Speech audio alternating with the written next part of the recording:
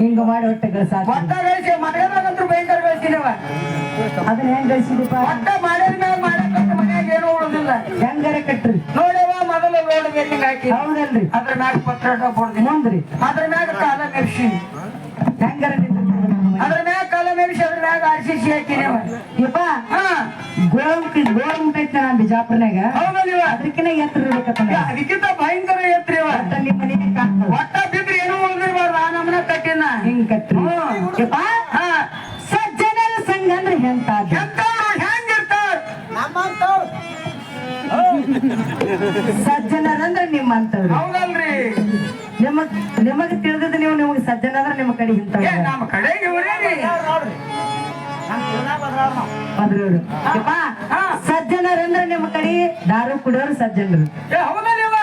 ನಮ್ಮ ಕಡೆ ಬ್ಯಾರೆ ಅದಾರಿ. ಯಾವ ದಾರು ಕುಡ್ದು ಹೆಂತಿಂತ ಸಂಸಾರ ಸುದ್ದ ಮಾಡಿನ ನೀವ್ರಿ ಹೆಂಗ ಮಾಡಿರಿ? ಹರಿದ ಹಚ್ಚಿದ್ದು ಹರಿದೀನಿ.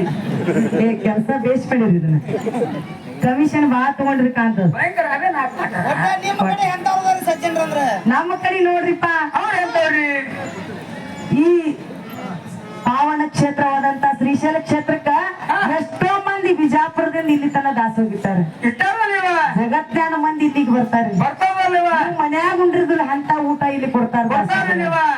ಹೌದಲ್ರಿ?